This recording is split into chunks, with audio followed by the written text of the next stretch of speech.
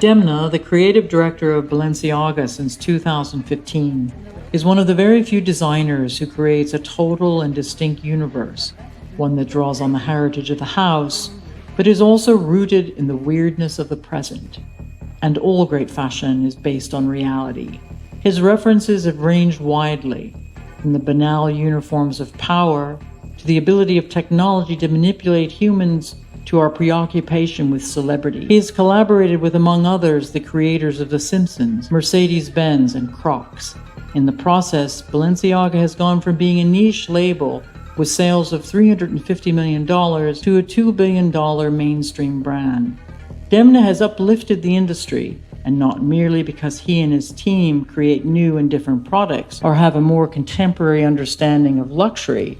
Rather, it's because he connects with a broad audience, feels and thinks the same way about things.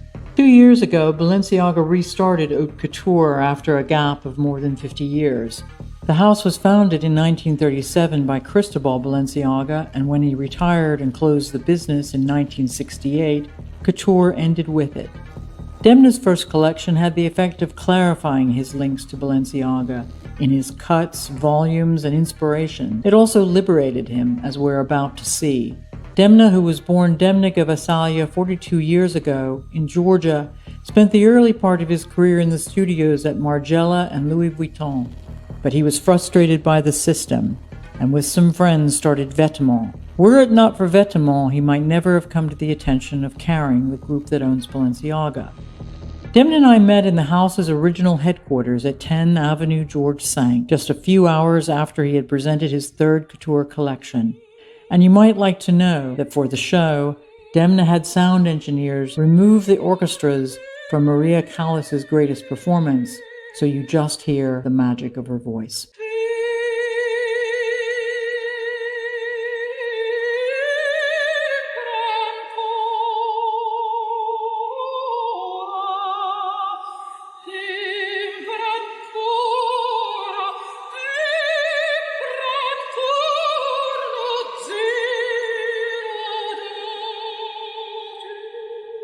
At Balenciaga headquarters, on one wall, there is a wall of headshots of models that you are considering for your next show. And on the other wall, opposite your desk, all by itself, is a large portrait of Cristobal Balenciaga. He is literally staring out at you. Aside from the fact that his name is above the door, what does that photo tell you? That photo is very important for me because I work for the house that carries his name still, even though this house has transformed itself and has become a global brand. It still carries the name of him, and I put it on that wall actually at the very beginning when I came to Balenciaga, because I felt like I needed his visual presence in order to always be reminded that I'm working for his legacy, that I'm working, like I'm trying to fit those really big shoes.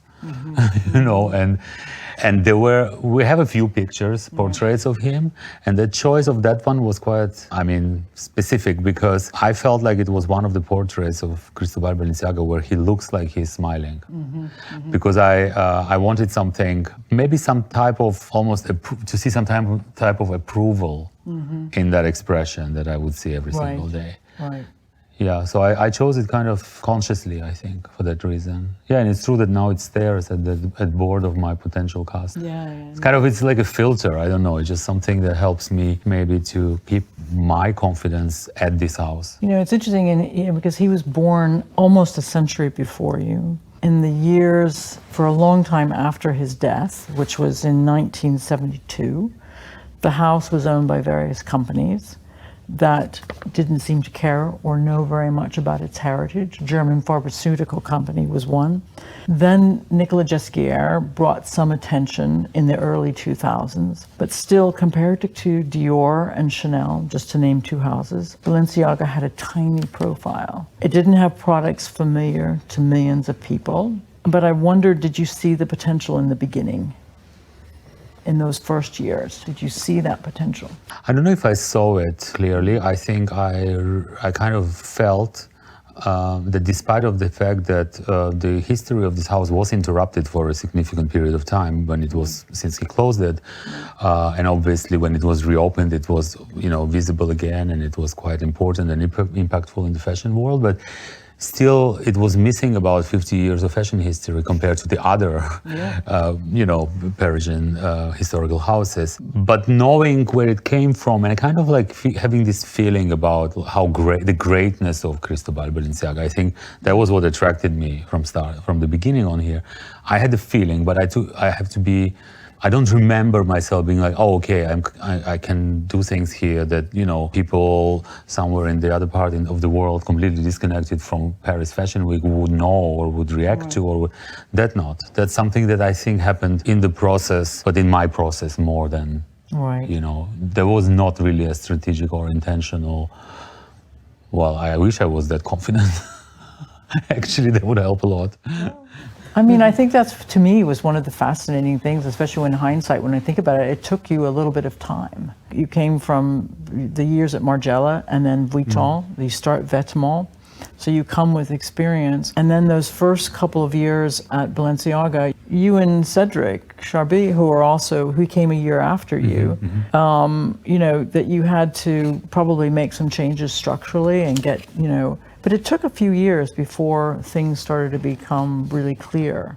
I remember one of the things I was going to ask you, actually, I wanted to ask about Cedric and having that partnership of a CEO, because it's always been one of the things that has kind of mattered in fashion. You think of Berger and Saint Laurent, Tom Ford and Domenico De Sole, those kind of where you need two people. And I wondered, because I remember talking to you, I'm diverting a little bit, but I remember talking to you in the summer of 2020. It was June of 2020. We were kind of coming out of lockdown. And you expressed some frustration about what the merchandisers were doing. You were pretty honest about it. And I think you were doing your thing, or the creative team, but then you and Cedric solved that problem by bringing the merchandisers into the design team. And I was going to ask you about that. Why did that matter? And what was the effect of that? And were there other changes that you and Cedric in those first few years had to make structurally to make things, to create the place where you could get to where Balenciaga got? That was a lengthy process, and also because we never worked together before, we first needed this time to get to know each other. That's why it felt like it took some time, because it did take some time for us to understand also each other's maybe strengths and weaknesses as well, and to kind of try to be complementary on that.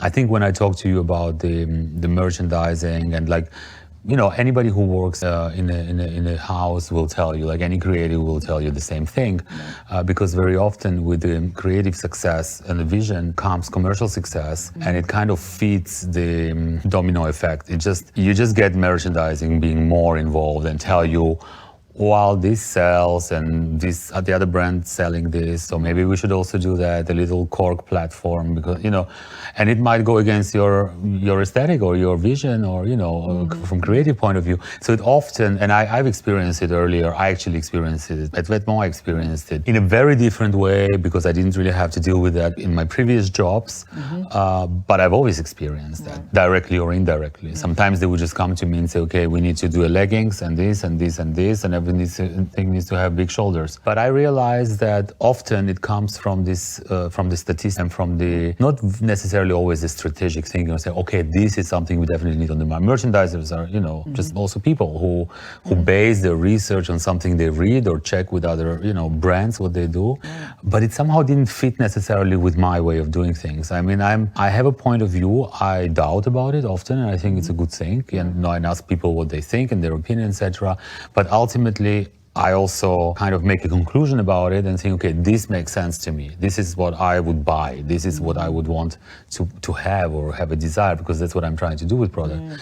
And often what merchandisers would ask me would not really go with that. It would feel like unauthentic for me to even put that in the collection. I almost felt like I was betraying my own creative personality somehow, doing that. So we had a lot of discussions, of course, and there were also good things that were suggested that I wouldn't even have thought about, because, brand grows, and I cannot really think about every product that somebody might want from you. So that is helpful. This exchange is absolutely necessary, I felt. What's really kind of important for me, that it goes through the creative vision. And that's when we made this decision to kind of have the merchandising team it's all about, it doesn't matter to who they report, but to work together with the studio and with me directly also. It's still like that. Like when I start working on the collection, people who are responsible for different product categories, they come and they're like, okay, we saw you like this shoe. What do you think if we do this and that kind of iteration of that? It just ends up being better communication and they see it right there. There's not a break. And they're smart people who have their understanding of my vision, but also understand the market better than I do. So they're like, how can we diversify what you do in the way that would cover more? Because if you want to grow as a brand, you have to make more product somehow, and you have to talk to more customer. I mean, that's kind of their job, which I just do what I do. I don't think about all of this. It's a collaboration, and it's not always easy. I mean, I won't tell you that it's like, from the first day on it was clear, because I think it's very unusual to do that, but it does pay off because that's what people come for at Balenciaga at the end of the day. When a product doesn't resemble me, the customer doesn't believe it, he doesn't want to have it. Before you started Vetements and you were at Vuitton, and you've now had some experience, you were at Margiela for quite a while, you understand the luxury business. You're sort of looking at what the luxury business can be, the high fashion business, whatever you want to call it. I've always had the impression that you expressed some of your ideas in Vetements about what you thought brands should be and who they should represent. You started showing us that with your casting at Vetements, and which you have done even more so at Balenciaga. But your references were always going to be different because the world, you come from a different place. And I've said this before, I'm like, most of the designers who work in big houses over the last 25, 30 years have come from Western Europe, or they've been Japanese, when I think of the Japanese wave of the 80s and 90s, or they've been Belgian of that great wave. But you came from a whole, set of circumstances that were different. But I also just wondered too, it's just like your own feelings about the potential for what a high fashion brand could be in the second decade of the new millennium, and that maybe other brands just weren't thinking like that. I think when we see Balenciaga today, I sense the ideas of what somebody really wanted. It takes a while to get there, but I sense that. And I just didn't know that when you were, we're talking roughly between 2013, 2015 before you get hired, you've got the project of Vetements, but whether there were also other things brewing in the back of your mind that you would wondering, or maybe you weren't ready to articulate them, or maybe you weren't sure, but I just wondered about that. I still have those things brewing, I have to say. It's like, thanks God. And some of them are actually still brewing from back then that I still haven't realized. I think that it depends in which context you brew them. I mean, it's interesting. You were the first person that ever brought up this thought about like people mostly that we know in the fashion industry that come from the Western culture. And I've never thought about that actually. After our conversation, I had to think about it and try to analyze what did it do to me that I might see differently. I think it's also maybe about personal experiences, like what clothing means to me, how I try to like hide myself through it, or show myself through it, or express myself, and how much I suffered through it because of it, actually, because of trying to be different than myself. And then I think those experiences on top of, other cultural aspects definitely, made me see fashion industry from a different point of view.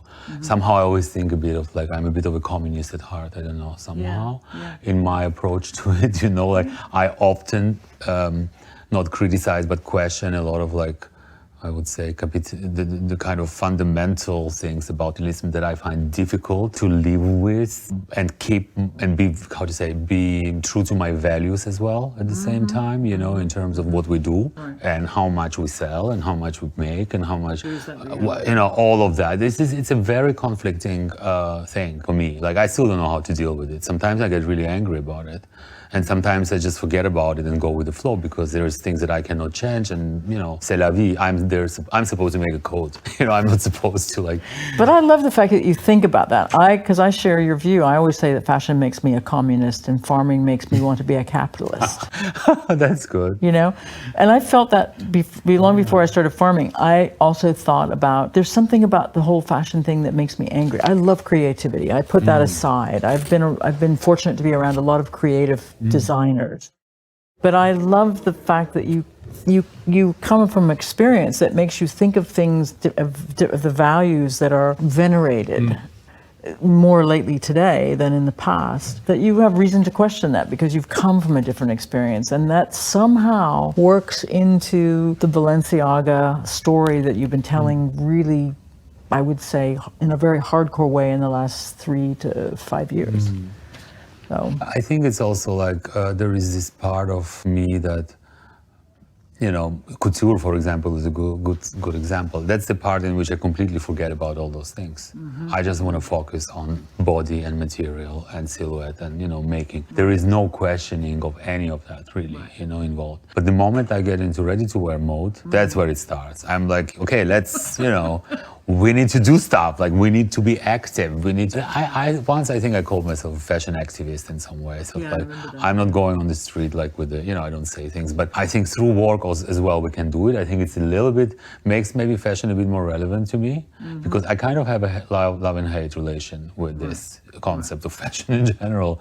I love it, but at the same time, there's a lot of things that I hate. But it's like a bit like, you know, you can have this kind of thing with your family members. It's also, it doesn't mean, but it does push some buttons with me where, and it filters through the work then, yes. But I sometimes wonder, like, I love making a couture dress custom made on someone who, you know, this is such an amazing way of complimenting a person by doing this work for them. But at the same time, I really get angry where I hear some people who know my work, who follow it for years, who love what I do, but cannot even buy it. You know, and that's the communist switch is, you know, I'm like, I want them to be able to wear what I do, at least like 2 things, you know. That's a tightrope to walk, especially when you come into the luxury sector and, you know, like you need to stay within it, and that's where I have to kind of, you know, keep my communist. the fall 2018 show marked a turning point for Demna. He sent out futuristic, molded suits and coats that used 3D printing technology and giant parkas that played on Balenciaga's historical volumes. I think it was linked to my personal life a lot as well, because I've kind of, how to say, if I can call it, like detoxed my life at that moment, and like I've changed my relationships, my surrounding, I think, the lifestyle and all of that. It was shortly after I fell in love as well. I mean, there were a lot of things happening in my personal life that that made me evolve, and I think it was obvious that it would also happen in the work, and it's absolutely, you noticed it correctly, that it was the turning point. It was the first collection of the new me, I would say. Yeah, and that's where there was a lot of this desire to experiment and to like try things out. I mean, layering has been something I've done a lot before as well, but I haven't gone to that. It's a bit like the trompe-l'oeil story in this current couture collection. I've done it before, everybody has done it before, but I've never done it this way. And so that was a bit this season in 2018 where I've defied myself a bit. I was like, okay, what's the next step?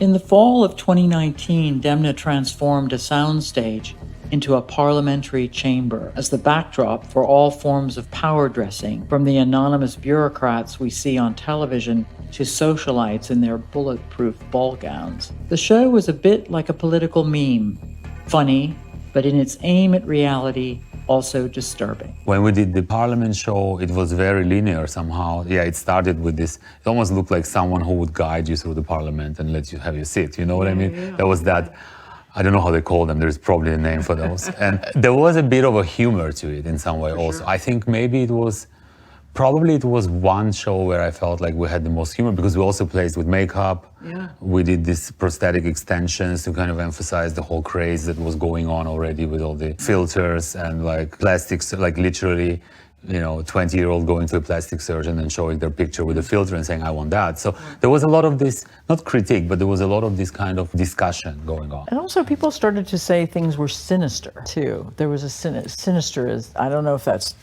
I didn't necessarily see that, but I could see how, I think the humor balanced some of that. But I do think perhaps because you were dealing with the notion of power and in this big blue government chamber. Well, that is sinister, but it has nothing to do with my work. It's a sinister in its sexual essence. People prefer somehow, this is something that makes me really angry often, that the fashion audience always wants fashion to tell this kind of fairy tale, to be like, oh, la vie est belle, a bit like the Homer Simpson singing on the boat. No, it's not true. La vie n'est pas belle. It's kind of pretty awful. And we can also laugh. I mean, it's also good to not be too dramatic about it, but we cannot ignore it. I think that's what makes me really angry. I actually saw one editor's face on the camera during that show when first prosthetic makeup came. And she literally like cringed. I was like, wow, that's the reaction. Yeah. It's, you know what I mean? It was not because it was disgusting, but it was because it was so true, actually. Because there are people who look like that. Yeah. No, you're confronting things that were out there. And whenever you confront things, people find it uncomfortable. And I think that's a bit of something I love, but something that also can be a bit, tricky. Right. In how people perceive your work in general, because my work is not only like that. By any measure, 2021 was a remarkable year for the brand. Demna staged a show in which the models appeared to walk on water. He masterminded a Balenciaga gaming app. He showed his first couture collection. And he achieved the near impossible. He made a bunch of sophisticated people laugh at themselves by having them walk down a red carpet only to have their antics displayed on a giant screen inside the theater. It was a first. He topped it all off with a Balenciaga film starring Homer and Marge Simpson. I used to plan out how to show the collection because I know that I make 4 collections a year. Right. So I kind of and I know that I have 2 collections which are during Fashion Week, and then the 2 others that are either digital or whatever format. Obviously, pandemic obliged us to think differently. I think it played a big role. So I used to kind of plan that out in advance because, for example, something like the Simpsons project, it would be impossible for me to have an idea now to do that for, even for all. Like it takes much longer. You need to get in touch, convince them, work with them, style the looks for Marge and all of that. It's just a very different process. And we also, for Afterworld, the video game that we made, it was the most, we worked on it for, I think, almost a year, about 10 months. We only have 6 months to make a collection, considering that usually you start thinking about the show type that you're going to do a couple of months into it. It would have been impossible. But Afterworld was perfect during pandemic because nothing was moving. We were all sitting and listening to podcasts, and I don't know. It made it possible because everything was so slow, actually, back then. But it was always very instinctive, we planned to do a computer game before we knew there would be pandemic. It was kind of like, we should do it. We should do one day a fashion show that is a game. But we never came to it unless we were forced by a situation, and the situation came where we had no other choice, really. The red show, the red carpet, actually, it didn't start as that. It was the idea to do The Simpsons, because we still were kind of in the pandemic, wasn't sure if we can do a live event. Right. So, okay, what's next after the video game? It was just like brainstorming, a lot like me at home, call or text with, my teams, or call with Cedric and be like, okay, I have this idea, maybe. So that's the group you would have the discussion with, the creative team? And then Cedric as well, or? I usually kind of brainstorm myself a lot, and then I exchange with, people in my creative team, like Martina and other people who worked on that or who work on that now. With Loic a lot, we do it home during breakfast and lunch and dinner. It's kind of what would be fun? Like, what would we want someone to do? It was a bit more from a very personal, like what would you like? I was like, because we both love Simpsons, it's like something very personal. I was like, wow, the most amazing. Who is gonna convince, the Simpsons team to do it for us? Like, let's just try. I call Cedric, he gets excited, gets in touch, they say yes. So it starts, because I believe you need to try those things, even sometimes crazy ideas might, end up. Yeah. Then we realized that we actually kind of need to have the collection ready for it to be styled and so they can draw them. Right. But timing-wise didn't work because then it's quite a long time to draw it, the cartoon. So we would need to have the collection ready too early. So we're like, okay, let's forget about them being dressed in the most current collection. We just, style it from what we did so far. And then the current collection will be just basically all the guests will be wearing it. That's how it started, at the premiere. Right. And that's how, so it happened in a way, not like I was like, okay, I want to, not like a big strategy. No, this is not at all. Because I think that's probably why the red carpet moment worked so well, because it was so organic. I remember one of the PR from Carla Otto was saying, come, Kathy, come walk down. Yeah. And I had no idea. I was like a lamb to slaughter, just innocent, walking down. But it was very instinctive. And I think the best things are always instinctive. It came to it and we were like, oh, that's actually, what is the show now? Is it The Simpsons that we worked on? Or is it the red carpet? So we realized the actual red carpet was it. And they were like, okay, shall we get fake paparazzis and to make it, it was this whole, but it became really fun. And I think also because it was the first thing we did after the COVID thing, everybody wanted just a bit of fun. It was, Right. So the zeitgeist, I don't know how you say that in English. I guess it's Zeitgeist, this, yeah. it's that, it was in that, and I feel like with a lot of things, it just happens to be that. The parliament was the same. I think the Walk on Water show is one I cannot explain really, because it was very dark and somber and sinister. I think intentionally, because to me it was linked to my personal life, to my upbringing, the role of religion, the constraints that came with it, the culture I come from, the darkness, the black color, the long clerical clothing and all of that. But it turned out, because 2 days after there was lockdown, people often still, even in my teams, they refer to the apocalyptic show. I'm like, why even say that? We never refer to it like that. For us, it was called The Nuns. Demna says that Kering has always given him carte blanche, and when he first proposed couture back in 2019, he didn't have to convince anyone that it was the right thing to do. For Demna, the main thing was to put couture in a modern context. He showed jeans, a t-shirt, a trench coat, of course all cut to perfection. But in using couture to refine some of his own ideas, his silhouette, he also made the heritage come alive. It's a master class in how to take a legendary house forward. The couture was really my desire to connect to his legacy more. It was a bit complicated for me to build my vision, always thinking about somehow this theoretical or kind of psychological approval, from that legacy side. So I often kind of didn't go where I wanted to go because it would create a certain frame. And I realized that I need the couture to act, because I love that part. Right. It's not really something that I've ever expressed before, but it's something that I naturally enjoy the most, actually, more than doing show scenography or I can make baggy jeans as many as necessary. It's kind of different. But in couture, it's this, how to say, I don't know, this luxury of having time and no pressure. Yeah. Because maybe no pressure is an important thing. In ready-to-wear, whatever brand size it is, you always have a pressure because in a way you think, well, I need to do something that someone else wants to buy. You always then the capitalist, the communist is back. It's in couture, you don't have that constraint. Yeah. Maybe that's why I said, I think last year, or maybe when we started, that it's just so liberating. It's the freedom. Right. It's really that freedom. And the freedom comes from the absence of very stressful commercial, there is nothing to market. And that's where the creativity thrives.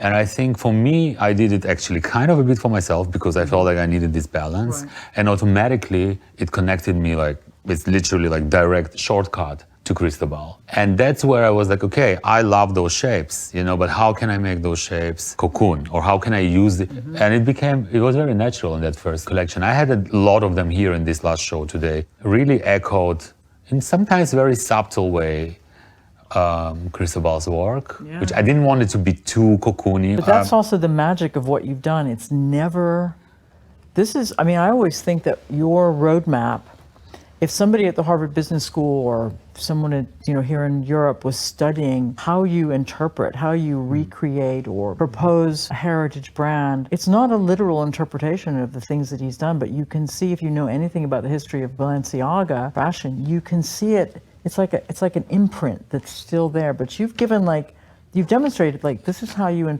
create a modern brand out of a heritage house. It's more elegant, I find also. It's not, because it would be easy to take it. We tried, would be to try to make a replica of something and make the sleeves different. But it just doesn't work. It looks fake. Right. Because he did it the way he wanted to do it already. My purpose was there to really try to find fit my story with his legacy in a very delicate way that would not be too much in your face, but you would be oh yeah, it's a cocoon. Of course it's a cocoon, but it's not like an old cocoon. Right. It's I've also, it took me a few years to realize that, I'm not trying to mimic Cristobal. I can never do that, would never. It would be completely, I don't think smart from my side to do that, But I'm trying to find parallels for sure, because that's, what's the reason for me being there then, because it's important. Otherwise but also to stay true to yourself. I think that's, couture gives me the opportunity to also be free and ready to wear. That's an interesting thing. It's funny to me that, or it's strange, I think, that some people found the idea of Balenciaga streetwear shocking, especially in the third decade. We're now in the third decade of the millennium. The fact that you were doing couture at the highest level and also doing streetwear at the coolest level or at the fastest level almost. And also it's not as if other luxury brands in the past, they've done sneakers. Yeah. Jesquier, and they had hip hop references and you could name it. Jesquier also did collections at Balenciaga in the early days that were streetwear inspired. And so I'm like, why has this unsettled people that you could do both? Basically. That has unsettled people, yeah. I mean, I think it still unsettles people. It's because maybe there is a lack of sensitivity towards what streetwear is. Because, I think there's a lot of very, very bad streetwear, even like not in the luxury level, mostly if you go and see like what, I don't know, I have this thing, I walk on the street and I look at people and I look at their clothes and I imagine those clothes hanging on hangers. And I see how the neckline is too wide and how the rib is too small. I cannot do it, I can't help myself. Right. This is really happening. Like, I literally see them in the store and seeing all the disproportions that I would want to correct. Right. It's all streetwear. Right. And I think when I do streetwear, what people call streetwear, even though, I'm not even sure, like, if it's a t-shirt, doesn't mean it's a streetwear. But I spend a lot of time on that neckline. I have people come to me, sometimes I don't know them, and they're like, "Oh, are you Demna?" They're like, "I want to tell you that t-shirt you did," like, and then they tell me what t-shirt they have, like one. It's the best t-shirt I've ever had. Such a snug fit of the neckline and everything. Like, it's my favorite t-shirt. They don't want to do like, that's the only thing they want to tell me, and then they leave. This is like almost couture level of compliment to me, when someone comes to express the neckline of the t-shirt, and it's not easy. And I've seen people actually buying Balenciaga t-shirts. I'm just talking about the most basic thing, and then I can recognize the pattern, but then the fabric is, I don't know, my streetwear. Why do people get unsettled by it? I don't know why. I've heard this for a while, and I'm like, wait a minute. Why shouldn't Balenciaga? This, to me, is also an expression of the modern world today. We live in a different time. Everything is faster access. Why shouldn't Balenciaga do an innovative sneaker and make it be a little bit aggressive looking or whatever? Why shouldn't it? I think that the world kind of expects this now from high fashion houses. As you said, it was being done before, but I think the way I brought it at Balenciaga was quite massive because it's a big part of my design vocabulary, and it was very obvious. First of all, the reaction was like, well, why should I pay this and this much money for that when I can buy it for, well, you can't really buy that. Right. You know what I mean? It's like, it depends how you see that. Right. You cannot buy that. A sneaker cannot be a product that a luxury brand proposes. Why? I mean, it's as well a shoe as a stiletto, for someone. And actually more people wear sneakers today than they wear. Exactly. And, there's been this whole narrative since years now. Streetwear is no longer there, it's finished. Now everybody's wearing loafers and, I don't know, cashmere jackets. Well, I don't see those people, I'm sorry. I'm going to say that's wishful thinking. I've been reading this for years now, like, goodbye streetwear.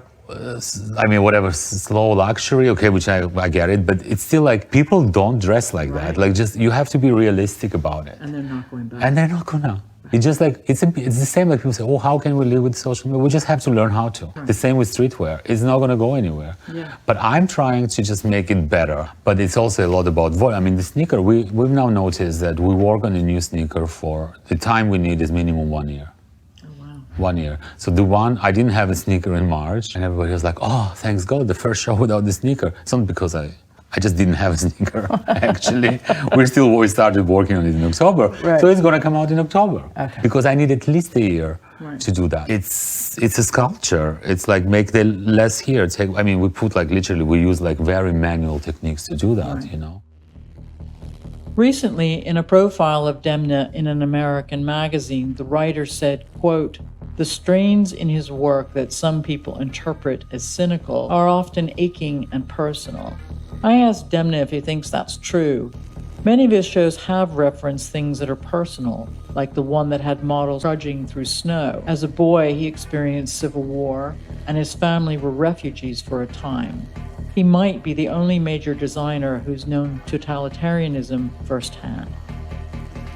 There is a lot of heart and there is a lot of hurt as well. I mean, I put a lot of personal, emotional things into, and it happens. It's not like I want to do it. It somehow happens. And I think that's the magic of it too, that it does happen. I often thought like, oh, am I using my job as like kind of self-therapy, you know, because I don't know, because it does open a lot of things in me. Like I realized like things about myself through my work. Cynicisms though, I cannot completely agree with that because I think it's been cynicism interpreted has like something that. a little bit negative or a little bit arrogant to it, which I think that whenever that's what people perceive.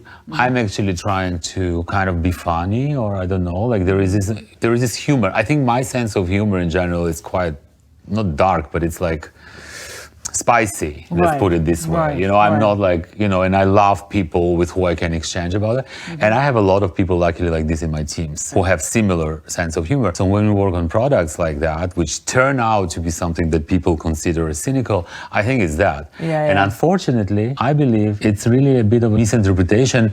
It's nobody's fault. I think it's like, we don't do that intentionally for people to be like, oh, they're being cynical. Well, there will be some products like that coming out from me soon because there are some kind of commentary on the industry and on the whole, you know, commercialization of fashion, all of that. Is it cynicism? I think it's more of a realism in a way. I just talk, you know, I never try to be judgmental about that at all because that's not the... But it's fair game to comment. I think all those things become fair game, just like you did with the Parliament show. These are things that you can respond to, and fashion can.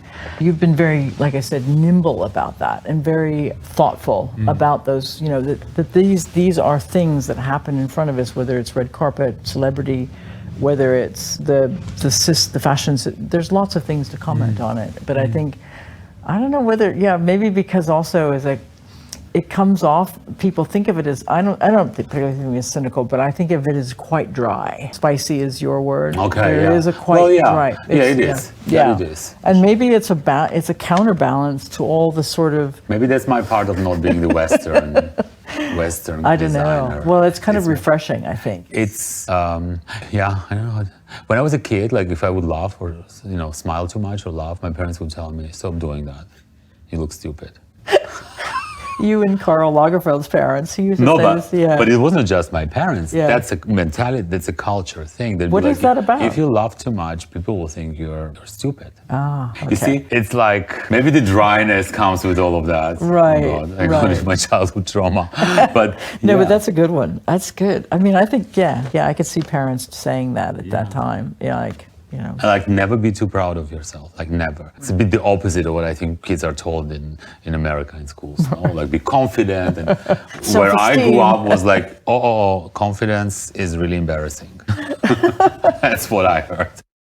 Balenciaga has also been far-reaching in its collaborations. A year ago at Couture, it introduced a handbag, an actual boombox that it created with Bang & Olufsen, and a face shield developed by Mercedes engineers. Where did this idea come from? How did this develop? Do you remember? I wanted a couture bag that was not a bag because, you know, this whole industry turns around bags at the end of the day. That's all they want to sell. Right. I was like, what do I do in couture that is not the actual bag, but it has that gesture of a bag? Because you have to carry it. And it's another type of object. And I mean, like, when I was a teenager and I lived in this post-Soviet country, we would do that. We would just carry I remember I had this GVC thing that was a CD player that I could literally carry as a bag. And I thought, it's a nice bag.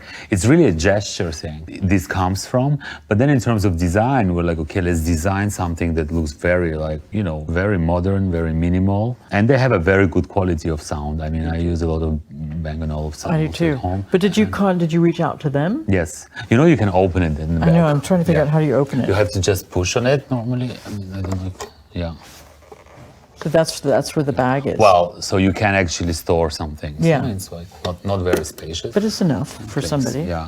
Did And Bang they & made Olufsen have any Like, were they like, why do you want to do this? Or how were they open to it? How did they react? I think we needed to explain first a little bit. They knew about Balenciaga Couture, and it seemed quite fast and smooth, actually. They were like, okay, we're up to it. Like, we have limitations, they told us, because often this kind of, technical things, the limits of what they can do. So they told us about that. So we would consider it in, whatever we would design. And it was really a collaboration. It was back and forth. I mean, they produced it, obviously, but from the aesthetic point of view, we worked on it and we sent it to them. They said, oh, this would not work. We need place for buttons. I mean, it's it's a different type of object. We're not used to do that. So it was quite interesting. Actually, at one point, I thought it would not even like work out in time, because sometimes things like this, they take much longer than we need for a collection to be developed, but they did a good job. They did a great job. Do you have other things in the works that you want to, or is it just a question of time? Been able to you have so many other things. It's like, I would think it'd be really exciting to be able to do. You did also the visor with Mercedes-Benz, the face shield, but is it just a question of time or reaching out, getting to the right companies that will collaborate? Is it, you can have the ideas, but getting we have a few ideas now, but it's, as you said, it's also about reaching out to the right contact person, because these are not people, and they don't know even. Sometimes we have to present what the brand is, because they don't know who we are.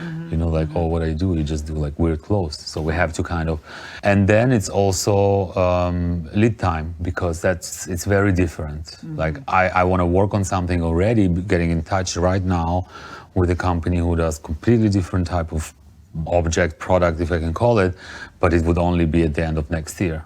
Right. Potentially, if they agree in the next 2 weeks. Right. So that's a bit of a, so I can never plan in that collection, I can have that. But I think it's very exciting to be able to do things that are different. With Mercedes, it was nice because we've designed the shield, but actually they couldn't breathe in it. It was, you could breathe, but it would steam, so you wouldn't see that. Right. So there was no practical, it's not a very practical thing anyways, but you couldn't actually wear it for long. Right. And then we figured out that Mercedes, they do this for Formula One also. So we're like, let's reach out to them and see if and they did the whole aerodynamic study on the inside of the shield of how the hot air that you breathe out, how it could go. So they really studied it, and it works. Right. That was more like a know-how thing, like their knowledge that we try to use. The other day here in Paris, I had a discussion with an executive, and we were talking about the shift in the industry from very strong visionary designers of the generation that included McQueen and Galliano to creative directors who are more a part of the machine today, who are have these big teams and blah, blah, blah, and with this huge marketing component that now exists. You are clearly a visionary designer. I feel like, I've seen different designers come through both in Milan and London and Paris. And, I think of Margiela at Hermes, changing people's perceptions about what's possible. Tom Ford at Gucci back in the day. And I could go on, McQueen, obviously. I said to this executive, I said, I think there's a shortage. I said to him, you guys are in trouble. There's a shortage of young designers coming up today in their 20s. We may not know about them in a broad way, but they're, in the 90s, in the early beginning of the millennium, we could name a bunch of designers who were coming up, who were the next generation, the ones who were the heirs to the Gautiers and the Helmut Langs and the Mugler's, Ray Kawakubo. And I asked him about that, and I said, this is going to be a difficulty for when you have creative directors now in some of these big brands that have become $15 billion brands. Who's going to be qualified to step into those positions? And we talked about it a while, and then he said to me, and I quote, "The machine of the industry will create the designers of the future." Do you think that's true? And there's something kind of disturbing about that of the industry? But I think it has already created the design. I'm not sure they're designers of the future, because they are yet to deliver something that people will really want to have and buy, and not the buzz. I call it like fashion business rather than fashion business. Right, now, right, no? right. Yes, it seems that sort of produces more of the same. I would say that hearing this from an executive is scary, probably. Like if I would be a young designer who has a vision and I hear something like this, I'll be like, why should I even try? Right. Because at the end of the day, they'll take an influencer from TikTok who has 150 billion followers and put that person as a creative director, because that person can create nothing apart from that attention. Right. But the problem is creating attention is one thing. In the long run, I think this is where the danger lies, because they don't realize it. It's a very short-sighted strategy of we just need to sell as much as we can now. But I think it destroys the image of these brands too. Because at the end of the day, I think also the consequences is what happens to the evolution of fashion, the evolution of clothing. If you well, it will go south for sure, like that. But I mean, can I don't know, can an actor, a famous actor, make a really good design of the product? It's out of question. They can maybe be a good actor. I think that's the problem. But the problem is also that the executives in these big houses often don't really care about the future of fashion, I think. I have a feeling sometimes, and that's a pity. And I think it's very demotivating also for the actual young talent. Right. They don't dare. I see a lot of like grading, like, well, what's the point? Like, you know, I can never get anywhere. Look, there is like, you know, someone famous taking my job that I can actually do, and I can bring these things further. Right. The machine of the industry creates an illusion rather than designers. That's the problem. I love what you had to say backstage today, because we are here in the couture houses, you know, as we know, and when you were being, you know, when you meet all the reporters backstage, and you spoke very eloquently about what design is. I wanted to say more, but I thought like... No, but I thought you spoke very eloquently. This is what this, you know, and we saw that today with the pieces that came out, the trompe l'oeil, the, you know, the way the tailoring was, you know, the fact that you evolved the silhouette from what you had been doing the last couple of seasons. It was still look like Balenciaga, but you, as one should, you moved it on. I think that is like it's so important now, and I am concerned too that there isn't enough attention on design and what that really means. There is, I would say, not only enough attention. I think there is no interest. That's why I said I think that it's a very critical state now, more critical than ever, because what happens with the phone, with the internet, and with all the social platforms, it's very easy to lose that essence. But that essence is what gives the longevity, the long-term prospect to it, because otherwise it's just, you know. Yeah. And that's it. But the problem is people at one point will not buy it anymore just because there is someone famous behind, because the design is shit. Right. People want good things. Right. And they will want more and more to pay their money for something that someone thought of and went through the process. And this is something you cannot just learn once you are a creative director appointed. Yeah, That's once the you were thing. in the machine, it is, and these Once you're in the companies- machine, you learn how to do what other people tell you to do. But that's the problem. That's when you don't have, you know. I know. And I think there is a problem. There is this kind of confusion between luxury being fashion. Also, I really have my doubts about that. I think fashion has been taken hostage a bit by the luxury industry. Yeah. And now it doesn't really need it anymore. But there is a good thing to it, because I think it gives space, a new space, for real fashion to evolve without that concept of it has to be luxury only. You know what I mean? Yeah. I think there must be a good outcome to, or at least maybe I'm trying to be an optimist, I don't know.